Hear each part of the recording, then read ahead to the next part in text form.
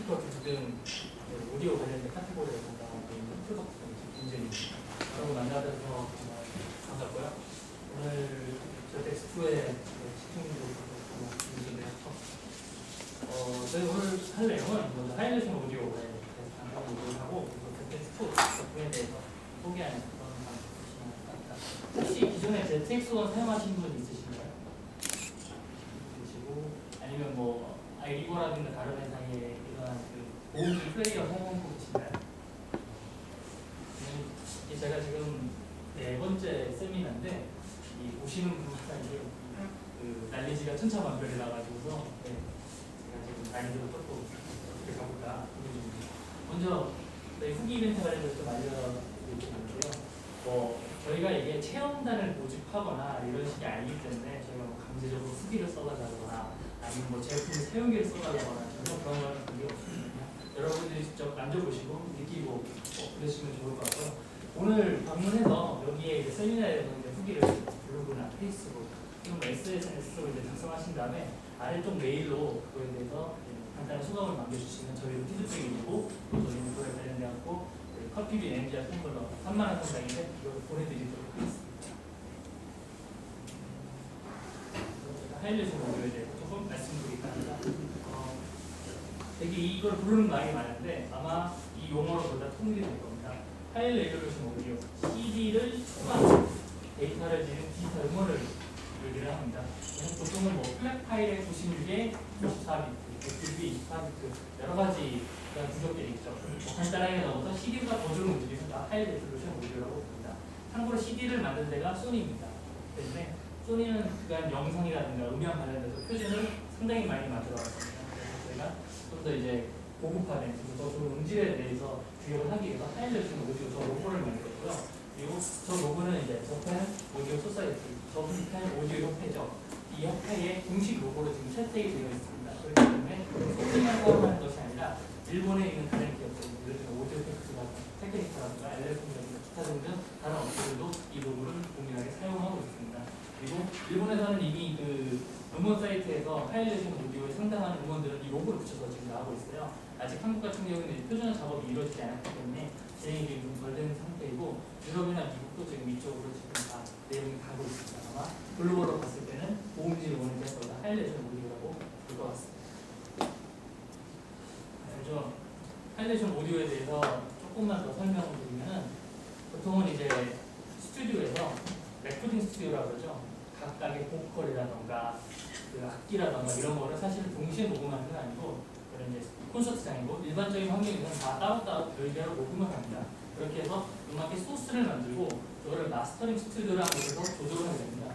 그래서 보시면은 그 소스를 가지고 그 스피커에서 음악을 쓰게 됩니다. 그리고 여기서 그 데이터를 조절하게 되죠. 얼마만큼 보컬이 많이 나올 것이냐, 레프트 라이트를 어떻게 조절할 것이냐, 그리고 EQ를 어떻게 컨트롤하고 소리를 변경할 것이냐 그런 식으로 해가지고 이런 마스터링 스튜디오에서 조절을 해야 됩니다. 실제적으로 이 마스터링 엔지니어가 스피커를 들으면서 나오는 이 사운드가 사실 정말 말할 수 있는 원음이죠.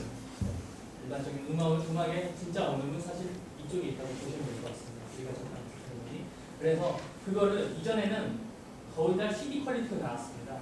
이 마스터링 스튜디오에서 44에 24비트 정도 CD보다 살짝 더 좋은 정도로 위주로 녹음을 해서 그거를 CD로 살짝 내려가지고 나온 방식이 바로 CD 방식입니다.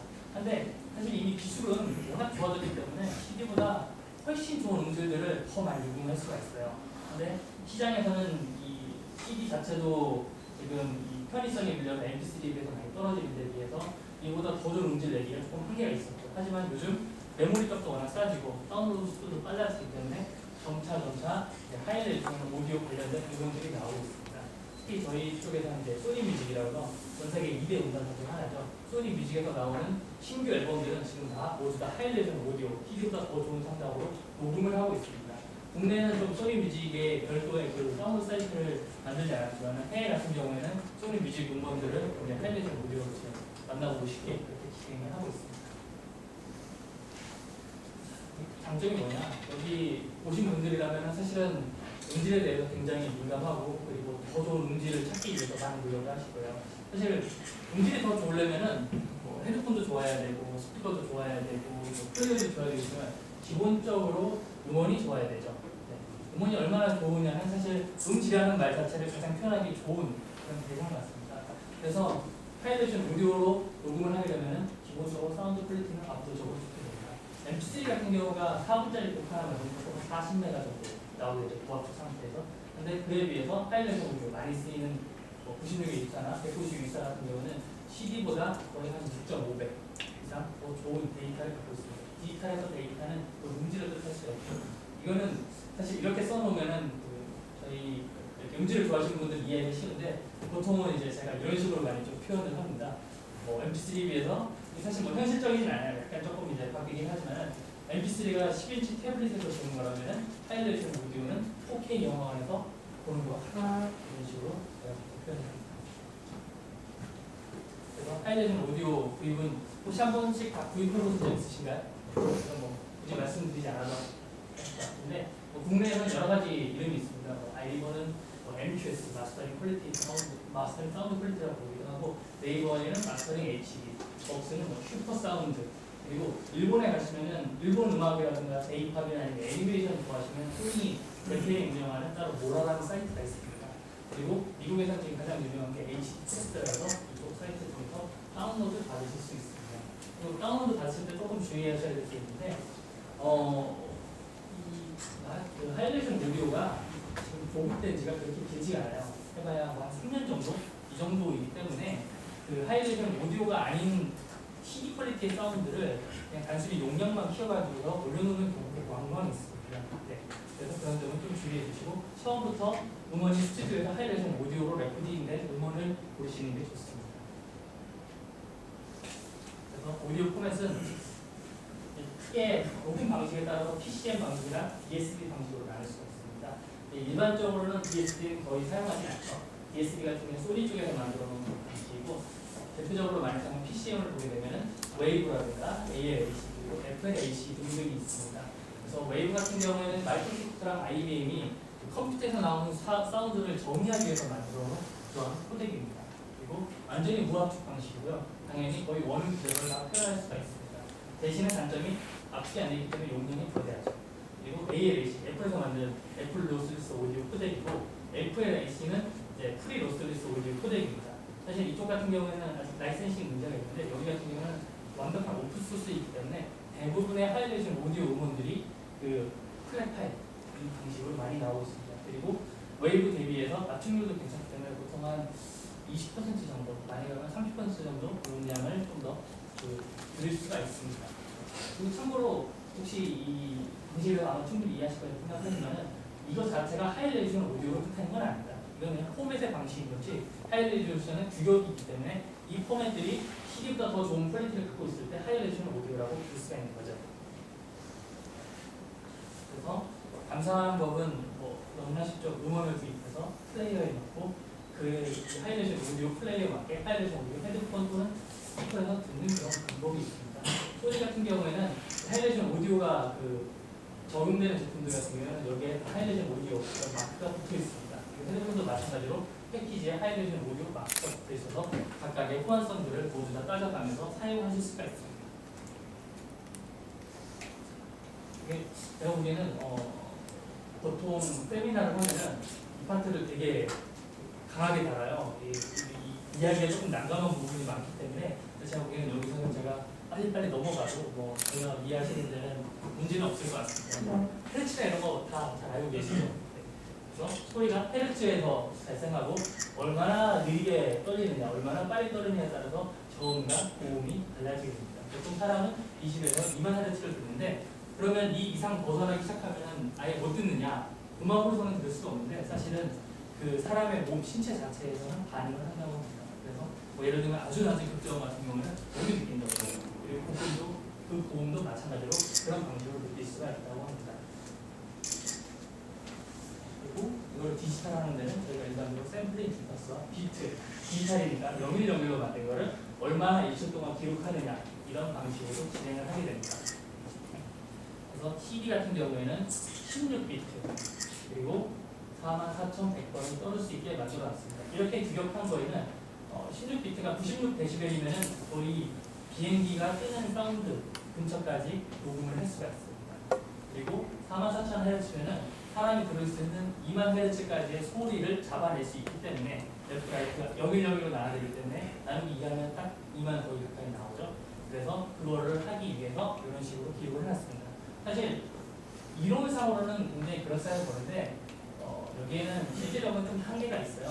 당시에 만들 수 있는 기술적인 한계가 여기까지가 한계가 있었고요. 그리고 그때 당시 사용했던 이론적으로는 이 정도로 하면 사람이 들을 수 있는 소리를 아날로그 소리를 디지털로 녹음할 수 있다라고 생각을 했었죠. 근데 실제로는 이것보다 더 좋은 퀄리티도 마찬가지로 사람이 들을 수가 있습니다. 그래서 그 뒤에는 한번 보도록 하죠. 가장 좋은 베스트 사운드는 역시 아날로그 사운드가 제일 좋습니다. 우리가 라이브에서 음악을 듣는 것만큼 좋은 사운드는 없죠. 이거를 디지털로 하나 만들어야 되는데 디지털을 이제 여기저기로 비트 수를 나눕니다. 이게 3비트이고 이거를 1초에 10번 정도 녹음하면은 원래 아날로그가 굉장히 꺾여가면서 나오게 됩니다. 즉 아날로그 사운드를 디지털로 만들어 놓고 디지털 사운드를 다시 아날로그로 바꿨을 때는 사운드 퀄리티가 굉장히 떨어지게 된다는 것이죠. 비트 수를 조금 더 높이고 크레스도 높이면은 이 모닝 쪽이 훨씬 많아지면서 좀 더 좋은 사운드가 나오게 됩니다. 마찬가지로 이런 식으로 하게 되면 더 많이 나오게 됩니다. 즉 헬스와 비트 수가 높아지면 높을수록 아날로그가 훨씬 근접한 그런 사운드가 나오게 됩니다. 그래서 우리가 평소에 많이 듣는 전화기, CD 범위가 한 이 정도라고 보시면은 하이레졸루션 192, 24비트 같은 경우는 훨씬 더 넓은 범위를 표현할 수가 있습니다. 즉 더 좋은 공지를 만들 수가 있다는 것이죠. 그래서 용량을 계산하는 방법인데 이게 공부하신 분들이 제가 이렇게 같습니다. 1초에 몇 번을 몇 비트로 레프트 라이트로 녹음을 한 거를 가지고 이 비트를 이제 바이트로 바꿔주고 저희 사람이 시작된 비트가 아니라 바이트가 시작하기 때문에 그거를 4분 정도 일반적인 노래 평균이 4분으로 해주고 그거를 메가바이트로 나누게 되면은 음악곡 하나 나옵니다. 바로 CD가 42메가정도 나오는 이유는 바로 이러한 계산법을 통해서 나오게 되는 것이죠. 그래서 이 앞에 뭐 96,000Hz다, 24비트를 바꿔갖고 계산하게 되면은 그에 맞게 이런 식으로 숫자가 나오게 됩니다. 이거는 완전히 무압축 상태. 일반적으로 웨이브가 한 이 정도의 용량을 지니고 있습니다. 이거를 이제 플랫 파일을 압축하게 되면은 뭐 보통 여기 한 80메가, 70메가 이 정도 나오게 되죠. 그래서 온라인에서 플랫 파일 다운로드 사이트 보시면 대부분 용량이 80메가에서 70메가 이 사이입니다. 그 이유가 이제 96의 24비트를 많이 활용하기 때문이죠.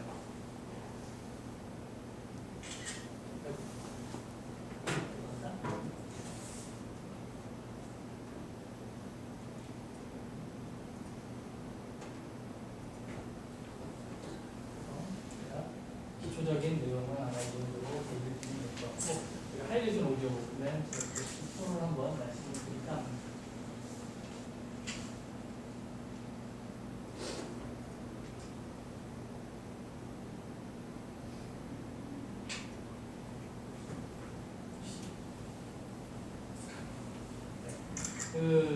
저희께 기존에 ZX원을 써보셨던 분들이 아마 앞에 내가 매장에서 만들어보셨다거나 아니면 이제 끝나고 나서 제품 처음에 딱 들었을 때 드는 생각이 그겁니다. 무겁다. 크다, 무겁다. 아마 이 두 가지를 가장 많이 느끼실 것 같아요. 근데 이게 크고 무거워진 데는 사실 다 이유가 있습니다. 당연히 사운드 퀄리티가 좋아지는 게 첫 번째 이유이고 ZX1이 나왔을 때 일본에서 받았던 클레임 중에서 제일 재밌는 클레임은 사이즈가 작다였습니다. 되게 포터빌리티가 좋은 그러한 작은 기기를 만들었다고 생각을 했는데 그것보다는 음질을 좋아하는 매니아들은 이게 아무리 무거워도 내가 가지고 다닐 수 있고 그렇기 때문에 좀 더 강력한 기계를 만들고 싶다. 그래서 더 무거운 제품도 오케이다. 이런 얘기를 했습니다. 참고로 저희 ZX1 같은 경우가 일본에서 판매한다는 한 3달 동안 완벽하게 솔드아웃이었습니다. 그리고 완전 매진이 된 상태였고 그 뒤에서도 판매량이 대단히 높았습니다. $300 이상, 30만원짜리 이상의 일본 시장에서 소니의 그 점유율은 고가 이 하이 레졸루션 오디오 플레이 점유율이 거의 한 99% 정도 됩니다.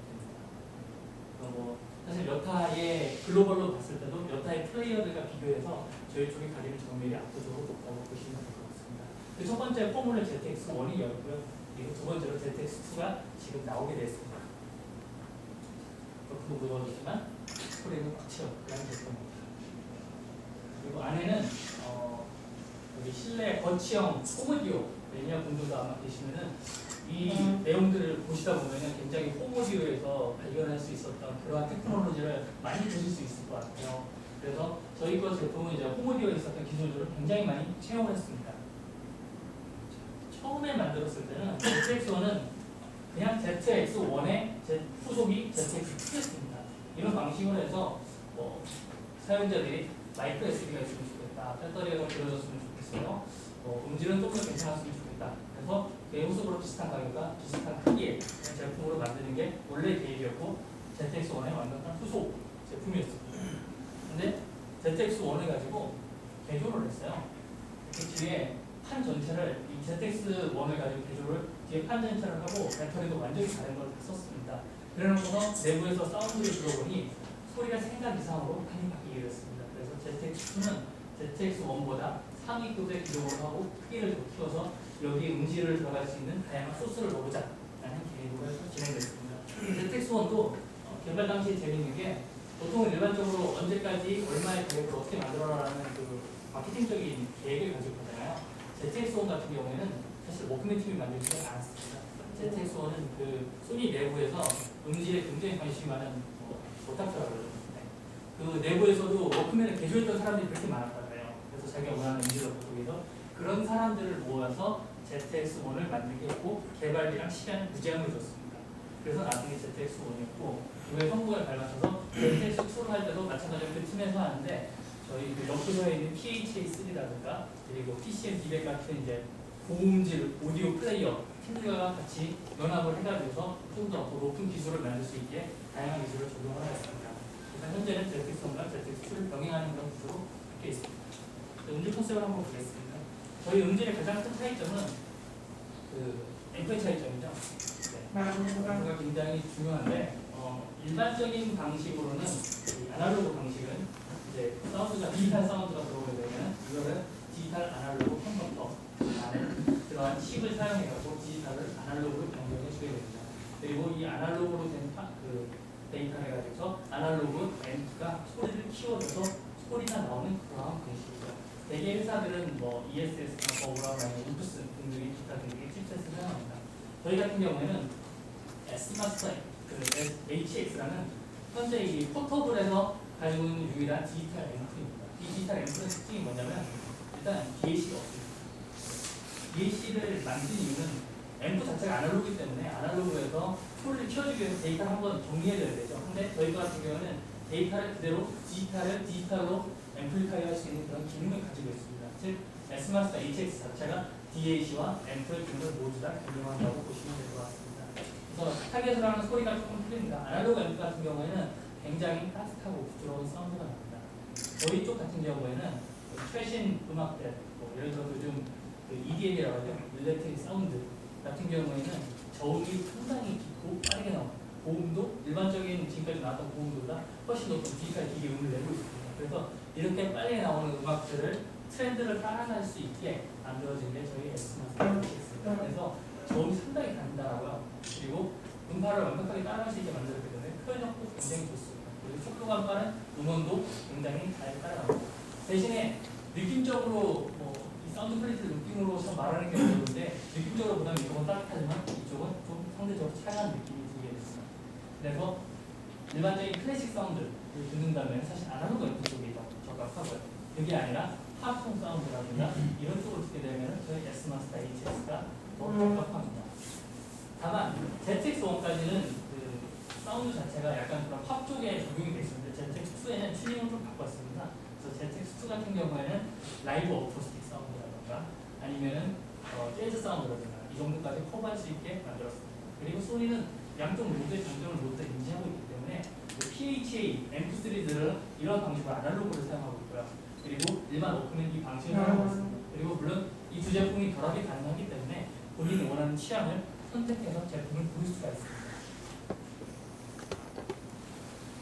또 하나 굉장히 재미있는 내용인데 저희 모든 워크맨들은 이 아래쪽에 A10, ZX, ZX2 모두 S마스터 HX를 동일하게 사용하고 있습니다. 그렇기 때문에 단순 오디오 측정치는 상당히 유사하게 나오는 편입니다. 물론 완전히 같지는 않습니다. 기본적으로 조금씩 다르지만 하지만 실제로 소리를 들어보게 되면 굉장히 많이 다르다는 걸 느낄 수가 있습니다. 즉 오디오 측정치가 말하지 못하는 그런 음질도 보여준다는 것이죠. 그래서 이 요도로는 그런 측정 시점치들은 기본적으로 어떤 DH와 어떤 M4를 쓰냐 이 두 개에 따라서 결과적으로 많이 바뀌게 됩니다. 하지만 저희 같은 경우는 그 M4를 베이스로 해가지고서 내부에 있는 재질감, 전원, 파워가 어떻게 되는가, 그리고 오디오 파트를 어떻게 하는가에 따라서 좀 더 사운드가 늘어날 수 있다는 걸 발견했고, ZX1이 ZX2가 ZX1보다 그런 쪽에서 훨씬 더 발전된 문제를 갖고 있다고 보시면 될 것 같습니다. 그래서 메인으로는 세 개의 그런 파트로 나눌 수가 있을 것 같습니다. 그래서 임피던스를 어떻게 낮추느냐 굉장히 중요하죠. 그리고 파워를 얼마나 강력하고 그리고 지속적으로 줄수 있고, 그리고 마지막으로 오디오 파트는 어떻게 할 것이냐에 대해서 한번 설명을 드려볼까 합니다. 그래서 저희 ZX1은 기본적인 목적은 ZX보다 더 고음질입니다. 그리고 더 우아하고 그리고 좀 더 음악적 장르를 널리 표현할 수 있는 그런 쪽으로 목표를 하고 있습니다. 그래서 고음 같은 경우에는 초반 빨리 살고 예리한 느낌을 줄 수 있지만 시차감은 없도록 그렇게 설계를 하였습니다. 중음 같은 경우에는 상당히 상쾌한 그런 느낌을 강조를 하고 있습니다. 저음 같은 경우에는 타이트한 사운드라고 하죠. 그래서 저음이 간단하게 잡혀 있는 것을 하고 당연히 하이레이션 오디오도 모두 다 나오는 것을 목표로 합니다. 그래서 내부에 보면은 굉장히 재미있는 그런 파트들이 여러 가지가 있습니다. 보면 금속을 많이 썼어요. 알루미늄, V의 V 도금, 그리고 아이언 도금 강판, 스테인레스의 V 도금하고 금 도금하고 상당히 여러 가지 그러한 기판과 기술을 사용했습니다. 그 중에서 제가 하이브리드 프레임 PC부터 먼저 그 포터블에서는 사실 그렇게 많이 안 썼어요. 포터블에 이제 고가의 제품들이 뭐 알루미늄이라든가 주알루미늄이라든가 이런 거를 사용했지만은 그 거치형 오디오 제품들 보게 되면 보통은 이제 외관은 메탈을 쓰고 내부에다가 분판을 많이 깔죠. 분판을 깔아가지고서 임피던스를 낮춰서 사운드를 제대로 날 수 있게 그런 식으로 베이스를 마련합니다. 마찬가지로 이 제품도 사이즈가 커졌기 때문에 그런 걸 적용할 수 있는 그런 한계점을 조금 더 넘게 됐습니다. 그래서 알루미늄, 스테인리스 스틸, 황동 선택할 수 있는 여러 가지 재료 중에서 저희가 보기에 가장 좋은 재료들을 세 가지를 선택을 했습니다. 그게 바로 알루미늄입니다. 첫 번째로 외관 같은 경우에는 알루미늄 통파, 저희 그 1층에 내려가시면은 그 ZX1을 모두 분해한 그 스켈레톤 이미지라고 해서 그래서 그 파트가 있습니다. 그리고 거기에 알루미늄도 마찬가지로 가를 보실 수가 있습니다. 보시면은 상당히 굵은 건데 이거를 한 50분 동안 가공을 합니다. 그래서 하나의 ZX2의 외관을 만들어내게 됩니다. 그래서 알루미늄은 강성이 뛰어난 가볍기 때문에 이쪽을 사용했고요.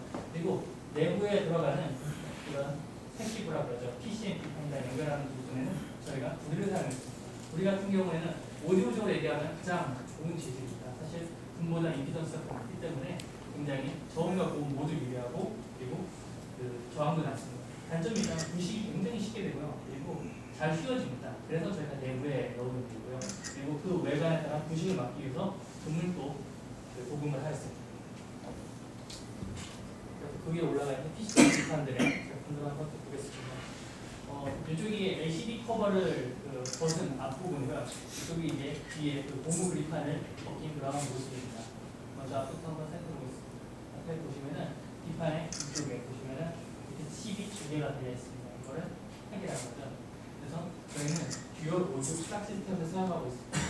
그리고 예전에는 이제 보통 다 사운드 퀄리티가 CD 정도니까 CD에 맞는 트랙만 갖고 있었고 있는데 저희 지금 이제 나오는 하이레이션 오디오 같은 경우에는 48kHz의 트랙을 많이 사용합니다. 96kHz, 192kHz 모두 48 곱하기 2, 3, 4 이런 식으로 올라가는 거죠. 그리고 CD 같은 경우는 44.6, DSP는 44.6개월의 플락입니다. 그래서 각각 음원에 맞게 플락을 두 개가 놓여져서 음원 두 개를 맞게 좀 더 선명하게 그렇게 사운드를 재생할 수가 있습니다. 그리고 뒤를 한번 보겠습니다. 뒤에는 여기 보이는 이 칩이 바로 S마스터 HX2입니다. 소리만이 지금 만들고 있는 그런 칩이고요. 릴렉, 사운드, 탑재즈, 그리고 라이브 어쿠스틱까지 최적화가 되어 있습니다. 리니어 PCM으로 192.4bit까지 들어가고 DSP 2.8, 5.6MHz를 제공합니다. DSP 같은 경우가 재미있는 경우인데 아쉽게도 저희 제품에는 DSP를 네이티브로 지원하지는 않습니다. PCM으로 컨버팅해서 지원하는 방식인데 이 컨버팅으로 이 변경하는 방식은 사실 이전 같은 경우에 하이파이 오디오도 사실 그 DSL을 PCM으로 변경하는 방법으로 많이 사용해 왔습니다.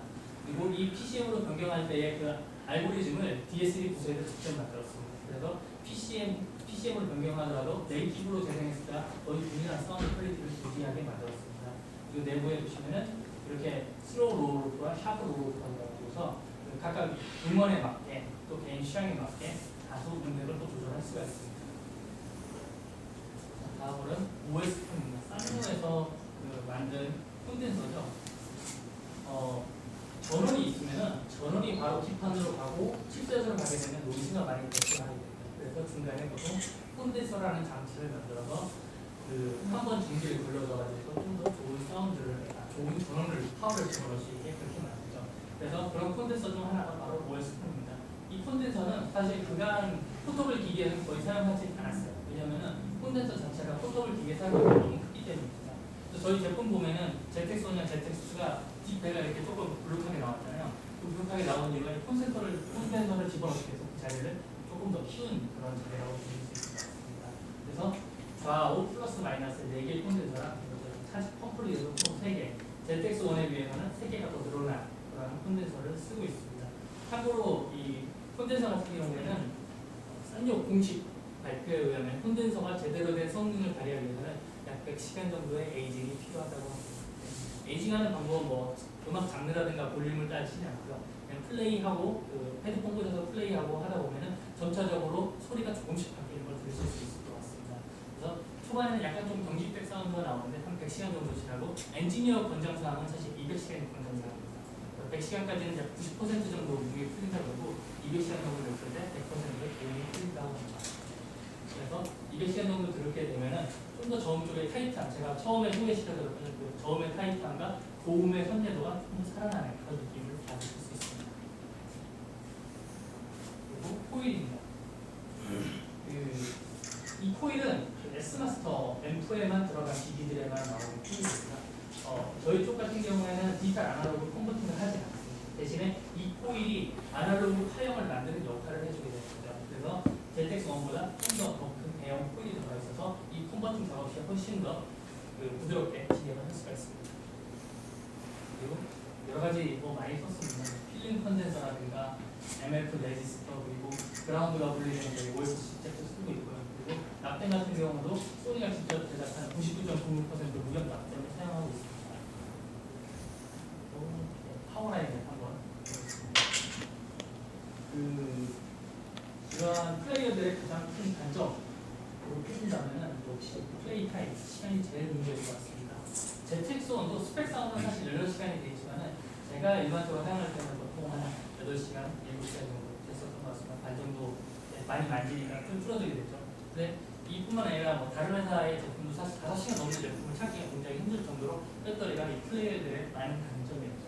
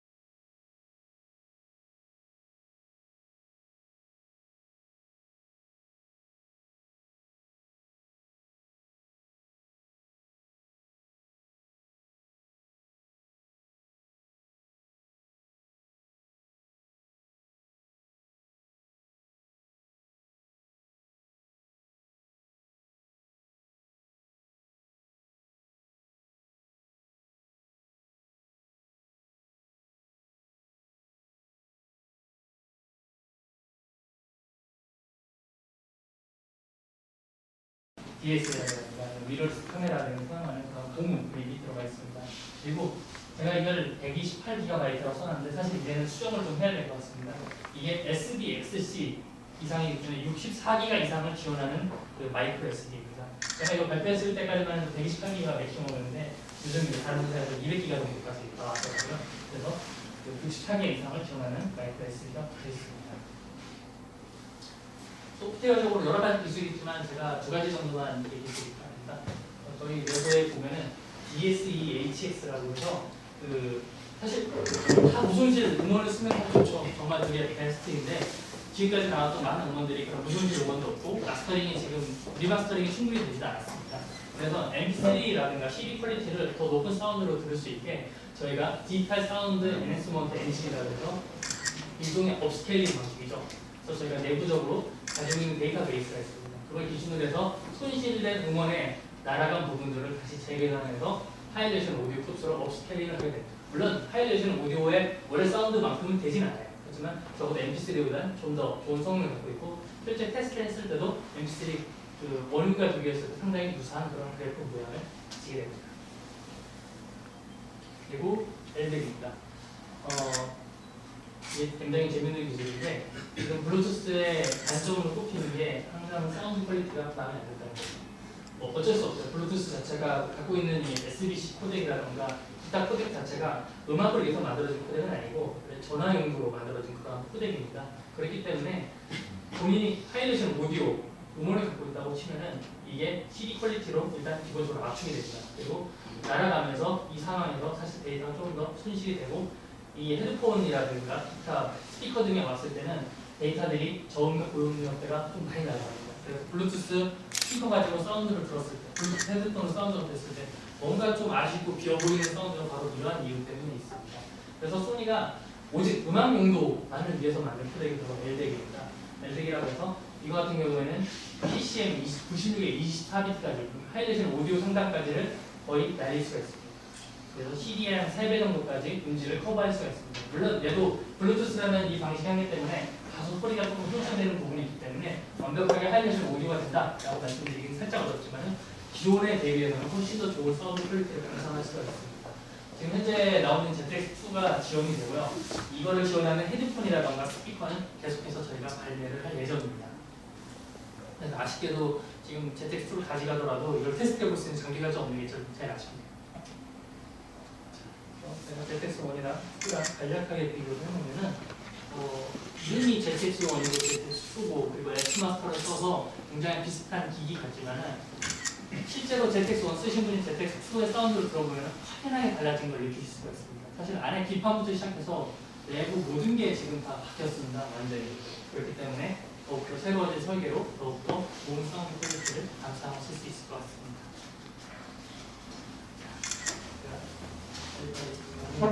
대형 관련된 사항을 한번 말씀드리겠습니다. 대학기관은 금일부터 2주간에서 4월 9일까지 진행됩니다.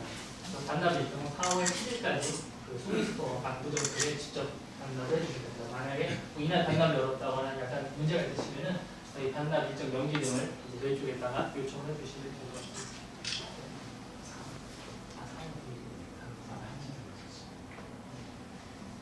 잠깐 수정사항이 있는데요. 4월 9일 1시에서 6시까지라고 합니다. 이틀이 더 들었네요. 네. 그리고 당연한 얘기지만 제품이 좀 판소되거나 아니면 내부 부품이 분실되거나 그에 따라서 제가 좀 실비를 청구할 수 있습니다. 그리고 제가 오늘 참석하신 분께는 저희가 소니 오디오, 하이레이션 오디오 이 쿠폰을 드립니다. 이 쿠폰 같은 경우에는 그 ZX2를 소니스토어 압구정에서 구매할 때 같이 구매할 수 있습니다. 그래서 헤드폰을 할인해주는 그런 이벤트입니다. 그래서 하이레이션 오디오를 전체를 들을 수 있게 하는 거고요. 50% 할인 제품은 이제 MDR1A, 1APC, XBA321 이런 제품들이 있습니다. 같이 구매하실 때 이 제품들과 걸려주면 훨씬 더 좋을 거고요. 그리고 저희가 좀 플레이어십 제품 같은 경우는 30% 할인율로 같이 구매하실 수가 있습니다. 그리고 하나 더 저희가 공지사항에는 없는 내용인데 저희가 금일 이제 대여해드리는 제품은 원래 판매용은 아니고요. 하지만 해당 제품을 이제 쓰시다가 구매하신다면 저희가 보면 10% 정도 추가로 할인을 드립니다. 다행이란 점은 저희가 이게 세미나가 두 번째면은 한 번 쓴 제품이겠지만은 이번 세미나 ZX2가 처음이에요. 그래서 사실 제품 자체는 새 거입니다. 네. 그래서 10% 추가적으로 할인이 가능하고요. 앞에 쿠폰 같은 경우에는 뭐 본인이 쓰셔도 좋고 아니면 다른 분께 그 양도를 해주셔도 문제가 없습니다. 근데 이 10% 할인 같은 경우는 세미나 참석자 본인만 가능하다는 점 양해 부탁드립니다. 제가 얘 내용은 여기까지고요. 혹시 질문사항 있으신가요? 그 PPT 파일 혹시 받아서 볼 수 있을까요? 아, 네, 전달 가능합니다. 제가 PDF로 만들어갖고 보내드릴게요. 이메일로 개인적으로 보내주시면. 저희 담당자 통해가지고서 저희 이메일로 신청 받으셨으니까요. 네, 드릴 수 있을 것 같습니다. 참고로 웬만한 내용은 온라인 쪽에 검색하시면은 저희가 시험단 처음에 런칭 했을 때 내용과 유사하기 때문에 거의 비슷한 걸 보실 수 있습니다. 저는 충분 가능해요. 슈퍼 오디오 CD하고 네. 블루 스펙 CD 두 가지를 쓰고 있는데 네. 지금 GPS 2를 사용하면은 네. 음질차가 크게 발생합니다. 여기 어떤 그 시스템 플레이어를 구축한지 제가 알 수가 없기 때문에 좀 말씀드리기가 약간 어려울 것 같아요. 그리고 지형으로 쓰셨다면 물론 사운드 퀄리티는 제가 보면 지형이 조금 더 좋을 것 같습니다. 단지 이제 모바일 쪽에서 지금 사용할 수 있다는 장점입니다. 이들이 그 기술도 같이 개발이 됐다고 얘기하는데 네, 일본에서 가져왔다고 보는 것 같은데 네 맞습니다. 국내에는 계획이 없나요? 물론 계획이 있고요. 네, 단지 이제 발매 시기가 보통 일본이 가장 빨라요, 전 세계에서. 네, 전 세계로 보통 그쪽이 한 달이나 두 달 정도로 더 빨리 발표를 합니다. 네, 저희도 지금 이제 런칭을 준비하기 위해서 지금 준비 중입니다. 예산 가격대가 아니나요? 내장 가격대는 환율에 따라서. 네. 저희가 뭐 별의 얘기지만은 소니 코리아가 제품을 수입할 때는 그 달러로 구입을 해요. 네. 그렇기 때문에 왜냐면 공장 자체가 일본에 있는 게 아니거든요. 그래서 엔화가 낮아지면 사실 저희한테 오는 이득은 사실 하나도 없고요. 달러가 높아지면은 가격이 비싸지는 좀 단점이 있습니다. 네. 다른 질문. 이름이 제가 궁금했던 게 아까 에이징 말씀하셨는데 네네. 그러니까 여기 설계자가 봤을 때 아까 말씀하신 100시간, 200시간 네네. 에이징이 가장 좋은 퀄리티를 낸다고 평가한다고 하면은 네. 왜 그렇게 에이징을 해서 발매를 시키면 좋을 텐데 그걸 개인 선택이 맡기나요? 두 가지 이유가 있는데요. 사실 저도 이게 굉장히 궁금한 부분이라서 마찬가지로 질문을 했고요. 두 가지 이유가 있는데 첫 번째는 그 소비자들이 굉장히 이 사운드를 변하는 퀄리티, 사운드가 변하는 그 자체에 대해서 상당히 좋아한다고 합니다. 그러니까 내 기기를 내가 무언가 튜닝하는 그런 느낌을 가진다는 것이죠. 그리고 두 번째는 어떻게 보면 대단히 현실적인 내용일 수도 있는데 공장장에서 100시간, 200시간 에이징하기가 상당히 어렵다고 합니다. 이거를 제작하고 거기서 200시간을 돌려야 되는데 그 부분이 어렵기 때문에 그런 문제가 좀 있다고 보시면 될 것 같습니다. 네. LA 코덱이 네. 지금 Z2에만 적용이 돼 있잖아요. 네네.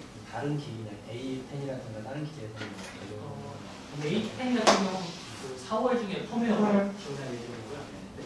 그리고 한국 펌웨어 시점은 조금 다를 수가 있습니다. 일본 기준으로는 4월 중에 펌웨어가 그래서 A10까지는 지원될 예정입니다.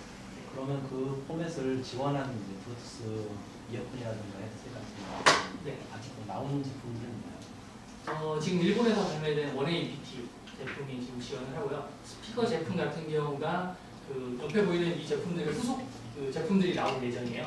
그 제품들 같은 경우는 LP도 지원합니다. 그리고 아직 이어폰은 제가 지금 말씀드리기 조금 어려울 것 같습니다. 워크맨이 분산된단 말이 있는데 네. 그러면 이게 나중에 그 소니나 워크맨이나 이 관계나 나중에 이제 AS나 혹은 이런 분들은 어떻게 제가 프로덕트 매니저고 홍보 담당이 아니기 때문에 제가 그걸 뭐 정확하게 말씀드리기 조금 어려운 면이 있어요. 근데 이제 도중에도 말씀을 드리면은 저희가 HENS라고 해서 홈 엔터테인먼트 앤 사운드라는 전체 큰 회사가 있습니다. 소니 내부에는 6개의 그런 식으로 큰 회사가 있습니다.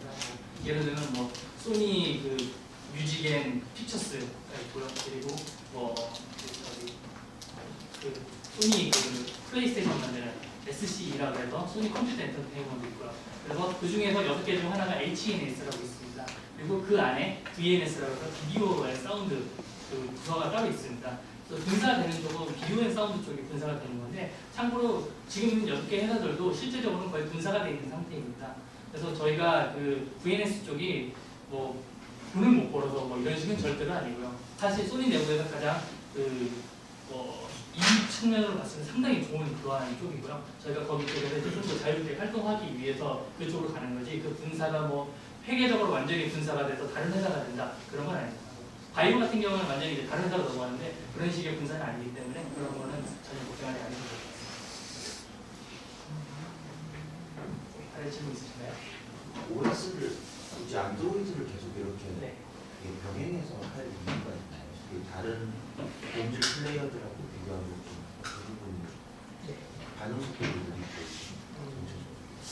참고로 말씀드리면은 타사 제품도 사실 안드로이드를 사용하는 제품이 꽤 많이 있습니다. 근데 안드로이드에 대해서 공식 인증을 받지 않았고 그리고 그러한 문제로 해서 플레이스토어라든가 이런 걸 사용할 수가 없고요. 그래서 외부적으로 디자인을 전체로 바꿔가지고서 그 마치 다른 OS를 쓰는 것처럼 보이지만 실제적으로 동작하는 안드로이드 위에서 지금 스킨을 씌워서 동작하는 방식으로 사용하는 플레이어도 꽤 있습니다. 그리고 안드로이드 같은 경우에는 뭐 기본적인 문제가 있다니까 좀 하드웨어 자체가 소프트웨어 자체가 약간 무겁다는 점 그런 단점이 있는데 그거가 이제 좀 노이즈에 관련된 문제도 없지 않아 있습니다. 근데 저희 내부적으로 이런 기술로는 이제 안드로이드 노이즈는 완전히 다 막아놓은 상태고요. 그리고 안드로이드가 가지는 장점도 충분히 있습니다. 뭐 예를 들어서 지금 요즘 뭐 진이라든가 아니면 벅스라든가가 이제 플랫으로 그 스트리밍을 지원을 하죠. 네. 근데 타사 같은 경우는 이걸 지원할 수가 없어요. 플레이어에서. 하지만 저희 제품 같은 경우는 와이파이 환경만 연결되어 있다면 플랫으로 그걸 다 들을 수가 있다. 좀 더 그런 쪽에서 유행하고 그리고 다른 이유로는 국내에서는 사실 DLNA라고 혹시 아시나요? DL 에어 플레이어와 비슷한 거죠. 같은 AP 안에서 음악이 있으면은 이걸 컨트롤하면서 스피커라든가 기타 등등으로 연결하는 그런 방식인데 그 국내에서는 이 방식을 좀 많이 쓰고 있지는 않아요. 근데 해외 같은 경우에 DLNA가 굉장히 활성화가 많이 잘 되고 있습니다. 그래서 그런 방식을 지원하기 위해서는 사실은 안드로이드 OS가 어느 정도 뒷받침되지 않으면 그 방식을 쓸 수 없는 그런 좀 문제가 있습니다. 그래서 여러 가지 측면을 고려했을 때 안드로이드 장점도 충분히 인지하고 있고 단점도 인지하고 있지만 그걸 이제 가장 좋은 방식으로 나가는 게 지금 현재 같은 방식으로 지금 사용하고 있습니다. 뭐 퀄리티 아까 표에 보니까 네. HRA2도 있고 3도 있고 4도 네네. 있는데 네. 저희가 쓰는 거는 보통 1하고 2잖아요. 네네. 3하고 4나 5 같은 경우는 어느 때 사용하나요? 어느 때라고 제가 말씀드리긴 조금 어렵고 처음에 이제 그 녹음에서 나왔을 때 방식이 그 방식인데 아마 3가 384에 32비트 정도 될 거예요. 근데 지금 이제 기술로는 384에 32비트까지 음원을 충분히 만들 수가 있습니다. 국내에서도 그런 걸 만들 수 있는 기술이 되고요. 다만 그걸 만들면 곡 하나에 700메가씩 되니까 실제적으로는 현실성이 좀 많이 떨어지죠. 지금보다 메모리가 더 싸지고 다운로드가 10배 빨라지면 제가 보기엔 그것도 사용하겠지만은 그래서 더 좋은 음질이지만은 그 사용을 좀 하기에 한계가 있다는 거. 그리고 DS3 같은 경우에는 그 소니가 만든 방식인데 이 방식으로 녹음한 음원 자체가 그렇게 많지는 않습니다. 그렇기 때문에 좀 활성화가 좀 덜 되어 있고 저희가 SACD라고 해서 1990년대 말부터 해가지고서 그런 식으로 SACD라고 해갖고 그때도 이미 하이레이션 오디오를 이미 구현을 했었던 상태였습니다. 단지 이제 당시에는 이제 환경이 다 구축이 안 됐고 그리고 그 재반 사항을 다 통째로 갖춰야 돼가지고서 그 많이 좀 대중화가 안 됐었죠. 그래서 2번, 3번은 많이 1번, 2번은 많이 쓰는데 나머지는 좀 많이 안 쓰는 이유가 그런 이유가 있습니다. 아니 자체 음장이 들어있잖아요. 네네. 그 음장을 사용할 때와 안 할 때 그 일종의 음장은 왜곡이라고 생각을 그렇죠. 하는데 그거를 이제 권장 음장이라는 것도 있나요? 아니면 음장을 사용 안 하는 게 원래 더 유리한가요? 어떻게 보시나요? 사실 그거를 좋다 나쁘다의 의미보다는 취향의 차이가 좀 더 같지 않을까라고 생각을 합니다. 그래서 저희 내부에 보시면은 일단 뭐 기본적으로 음장은 많이 있어요. 락, 재즈도 있고 뭐 클리어 베이스 조절도 되고 밴드는 OQ까지 가능하고요. 거기에 저희가 리커멘드하는 건 클리어 오디오 플러스라고 해가지고서 완전 자동 음장이 하나 또 있습니다. 그래서 뭐 여러 가지가 준비되어 있는데 본인 취향에 맞는 방식으로 가면 좋지 않을까. 그리고 저희 제품을 처음 이제 펴시게 되면은 고음질 가이드라고 팝업 창이 하나 뜹니다. 보면은 이 제품은 뭐 100시간 정도 에이징 했을 때 좋고 그리고 에이징하는 방법은 이렇게 되고 그리고 좋은 음질을 찾기 위해서는 뭐 처음에는 아무것도 없이 듣다가 아니면 다른 거로 이제 추가하면서 들으면서 자신의 방법을 찾는 게 좋습니다. 이런 식으로 지금 가이드가 있습니다. 네. 그래서 제가 뭐가 딱히 좋다 안 좋다 말씀드리기가 조금 어려운 부분이 있잖아요. 혹시 에이징도 궁금한 건데요. 네. 그 옛날에 그런 얘기 들었거든요. H는 한 번 잘못하면 이제 그대로 또 네, 예, 적용이 돼서 다른 사람 구애는 못 맞춘다. 네. 그게 지금 똑같이 적용되는 거예요. 아, 저희 쪽 아마 그 헤드폰이라던가 스피커 쪽 관련된 얘기를 하는 게 높을 것 같고요. 저희 쪽 같은 경우에 콘덴서를 에이징 시키는 목적이기 때문에 사실 뭐 볼륨이라던가 음악 장르가 되는 문제가 없습니다. 아마 그런 문제는 없을 것 같습니다. GX1에 PH를 물린 거와 GX2를 사용했을 때 어떤 게 좋을까요? PHA 혹시 어떤 시리즈 정도? 지금 원래 같이 GX1을 광고하는 거 있잖아요. 아, PHA3. 네, 그거랑 GX1에 붙였을 때랑 GX2만 사용했을 때. 일단은 PHA 자체의 목적은 헤드폰 중에서 임피던스 높은 제품들을 원활하게 구동하기 위한 게 첫 번째 목적입니다. 그리고 PHA2까지는 사실 뭐 어느 정도 커버를 되겠지만 PHA3 같은 경우에는 그냥 단순히 오디오적인 성능을 봤을 때 PHA3가 저희가 나온 제품 중에서는 가장 퀄리티가 좋긴 합니다. 그냥 거기 들어가 있는 이제 뭐 대기 ESS 9018이라는 그런 덱이 들어가 있는데 보통 이게 뭐 3,000원짜리 정도 맥킨토시에 들어가는 그런 덱들이 들어가 있는 타입이라서 굉장히 사운드 퀄리티가 PHA3가 좋습니다. 그리고 그 제품에 만약에 이제 그 밸런스 아웃풋이라고 그러죠. 레프트 라이트를 별도로 꼽는 그런 아웃풋으로 헤드폰에 연결했을 때는 역시 그게 더 좋고요. 다만 이제 그 같은 경우는 이제 들고 다니기가 좀 어렵고 그리고 그 배터리 라이프가 상당히 좀 짧은 단점이 있습니다. 그래서 좀 취사 선택이 아닐까. 그리고 사운드 퀄리티를 넘어서 다소 둘의 음색 차이가 좀 많이 있어요. 아래 내려가시면 저희가 ZX2도 따로 준비되어 있고요. ZX2에다가 PHA3까지 물린 제품도 준비되어 있습니다. 그래서 들어보시고서 본인에 맞는 걸 취향을 또 선택하는 것도 괜찮지 않을까 합니다. 커넥터가 매우 특이한데 계속 네? 커넥터가 매우 네. 특이한데요. 네. 계속 그걸 쓰실 건가요? 저희가 이제 WM 커넥터라고 부르고 있거든요. 이 커넥터를 사용하는 이유는 일단 첫 번째로 그 상당히 이 커넥터는 사실 오래됐어요. 한 15년, 16년이 넘은 옛날에 워크맨 처음 나왔을 때부터 사용했던 커넥터인데 이 커넥터는 처음부터 디지털 전송과 아날로그 전송 두 개를 다 고려해서 만들어진 커넥터입니다. 근데 일반 안드로이드 커넥터 같은 경우에는 아날로그 전송이 되지 않아요. 오직 디지털만 고려해서 만들어놨고 그리고 안드로이드 시스템 자체가 처음부터 이런 엔터테인먼트를 고려하지 않은 OS다 보니까 그 디지털로 데이터를 전송한 음악을 데이터로 전송하는 것도 굉장히 안드로이드 4.1 버전 이상부터 그 OTP가 저때까지 이게 지원하기 시작했기 때문에 당시에는 저희가 그 아날로그 케이블 일반적으로 말하는 그 미니 USB를 사용해서 하는 방식은 쓰지 않았고요. 그리고 소니가 지금 국내에서는 별도로 스피커를 발매하고 있지 않지만 일본 내부에서는 안드로이드를 위한 스피커가 굉장히 많습니다. 그리고 그 스피커가 디지털을 지원하는 것도 있고 아날로그를 지원하는 것도 있습니다. 그렇기 때문에 저희가 기존의 제품들과 호환성을 가지기 위해서는 지금 WM 포트를 계속 사용하고 있죠.